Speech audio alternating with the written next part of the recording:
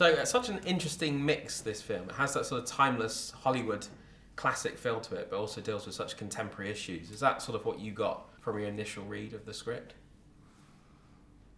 Yeah, I think. Yeah. I was excited when I first read the script because I had just spent the holidays with my in-laws and we couldn't find a film that we all wanted to see together.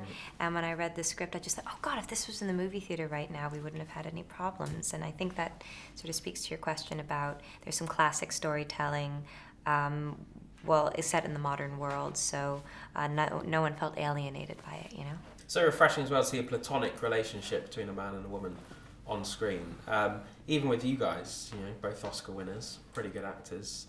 But you can't buy that chemistry, can you? I don't know if you can buy it. We both got paid for doing the film, so. That's true. But it's not something we worked at or thought about or ever talked about.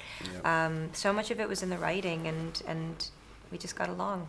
That's simple as that. Did you know from the off, Bob, that it was just going to work? Yeah, I mean, I always wanted Anne to do it, and so that was never a thing for me. But you hear stories about people who these famous sort of stories in old Hollywood. These people hated each other, and yet the relationship, and they had a couple of movies going, not necessarily a sequence film, but a different movies, different stories.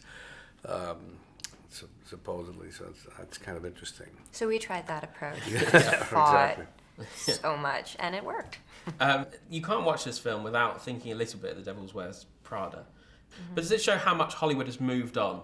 The fact that in that movie, Meryl Streep, this icy boss, and here you're a normal female boss with normal issues. You're not icy, you're not aggressive, and you've got a man as your intern. I don't know. I don't think I'm qualified to make any grand statements about the current state of the way things are.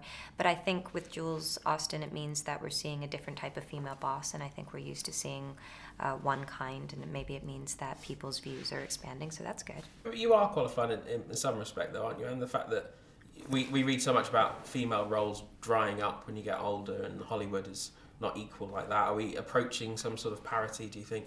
Define approaching. Well, the fact is this movie a step forward? It's absolutely a step forward, and I think steps there are, and I see steps being taken every day. I've started producing, and whenever we're trying to find a director for it, someone always asks, and not always me, where are the women on this list? Who are we going to do? Who are we going to do this with?